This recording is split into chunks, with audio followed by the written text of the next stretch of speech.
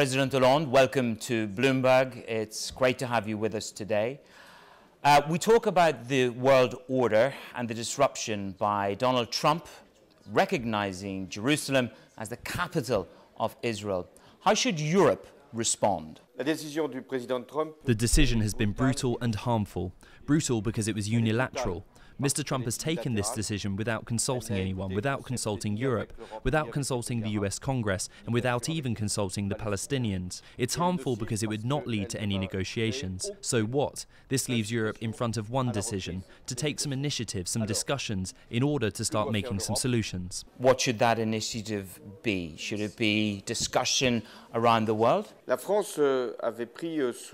France has already taken some initiatives that previously invite all the stakeholders to a roundtable discussion in order to create some solutions. Discussions could also be between Israeli and Palestinian counterparts. Trump has already taken some decisions. One of those decisions is to stop the colonization. However, it's up to Israel also to now take some decisions in order to solve that problem. Global politics is about relationships. Mr. Trump may not be offered a state visit to the United Kingdom.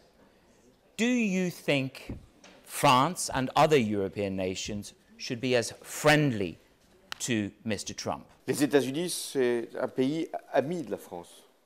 The United States has always been a friend and ally to France. The US is a partner in NATO, and our relations will continue with the United States. However, this will not keep us from expressing how we feel towards his behavior, towards his attitude, especially when he takes unilateral decisions, and decisions without consulting anyone, especially to express what we feel towards his nuclear agreement with Iran, the climate change, his exit from UNESCO. We cannot admit his behavior, of course, but we also need to encourage him to have more dialogue and to have more respect for multilateral discussions. Monsieur President, if you had a telephone call with Donald Trump, you've dealt with many world leaders, what would you say today? Aujourd'hui, je discuterai du climat. I would talk with President Trump about two main points.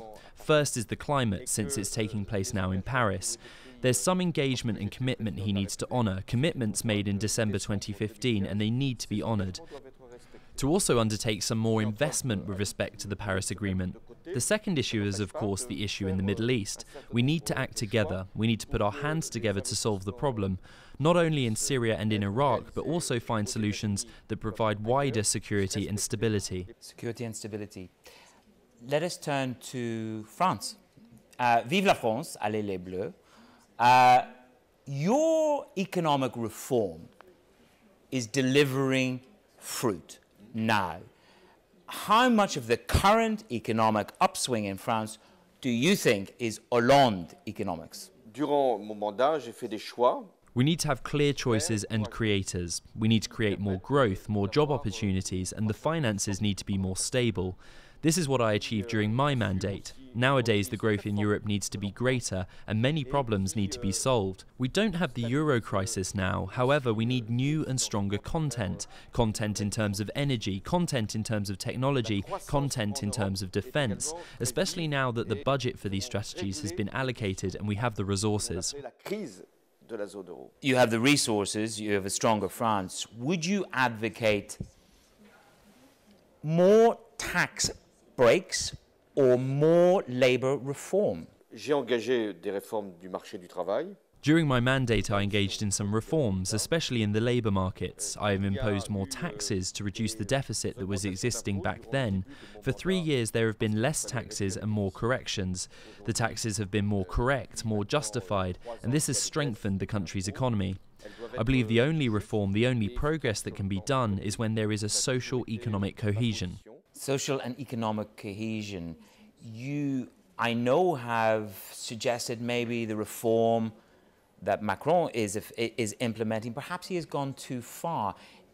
Is France becoming a little bit too like Germany 10 years ago? L'Allemagne a fait de grandes réformes sous... Of course, there have been many reforms in Germany during the last 2 mandates, especially with the workforce and unemployment. France has taken some reforms, but I believe that France can only reach excellency when we do reforms in technology and invest in research and development. So more reform to come. And so to Brexit, Monsieur President. You have been critical. You said Britain must pay the price for Brexit. The discussion so far, your take, your perception. J'avais dit que le Royaume-Uni aurait à payer. I have said that the United Kingdom would have to pay, and that the deal that's been found, what we refer to as Phase 1, did indeed lead to a general contribution by the British. And secondly, we were able to find an agreement on the question of European citizens.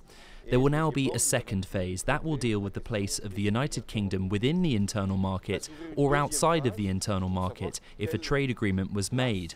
What I can say is that Europe's attitude is one of respect, but also of certain demands, because we will now have to protect a Europe of 27. Brexit is irreversible. Its aim is not to punish the British, its aim is to clarify as best as possible the future relations between the European Union and the United Kingdom. And also with France, I was always determined to keep a special relationship with the UK, especially on questions around defence, and this will be upkept. Liam Fox, the International Trade Secretary, today said, "We hope for a virtually identical trade agreement with Europe." Is this a realistic ambition? Un accord commercial est toujours... A trade agreement is always possible, but it needs to be clear that it can't happen at any cost. There have been discussions held over the past years, and they have continued, and there are certain points for Europe that remain extremely resolute, for example agriculture and what one would call cultural exception, because for us these are very important issues. So I think that Donald Trump's position on trade agreements is not very encouraging going into discussions with Europe. Services are an incredibly important part. Mr. Davis talks about a plus agreement. Services must be included. Would France, do you think, tolerate a generous financial services component to a post-Brexit deal?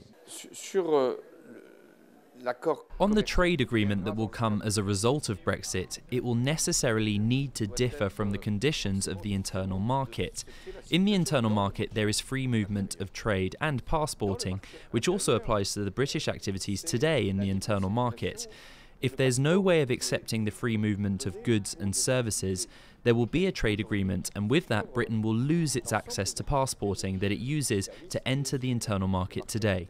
But no passport. Is this Paris's biggest opportunity to win financial services? That is exactly why it would have been in Great Britain's interest to remain in the European Union. Is Brexit reversible? Oui.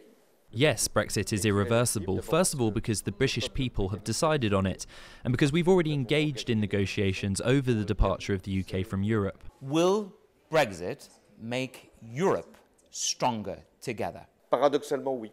Paradoxically, yes. I never wished for the UK to leave the EU, but now that Brexit has occurred, there will be a union of 27, and this Europe needs to be stronger. Stronger on the question of security and defence. By the way, also in conjunction with the UK. Europe also needs to be stronger to prepare for its future in the domain of technology and energy. Europe needs to be stronger to be able to speak to its exterior partners outside of its borders, to control immigration, and to deal with it in a responsible and respectful manner.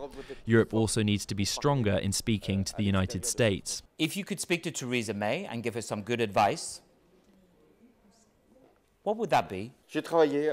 I have worked with Theresa May and I have respect for her, and I know that her task is a difficult one. I would say to Theresa May that our countries are linked geographically, historically and culturally, and that even through Brexit, France and the United Kingdom will always be together, and that we need to work towards that goal. To finish, Monsieur le Président, populism. You battled populism.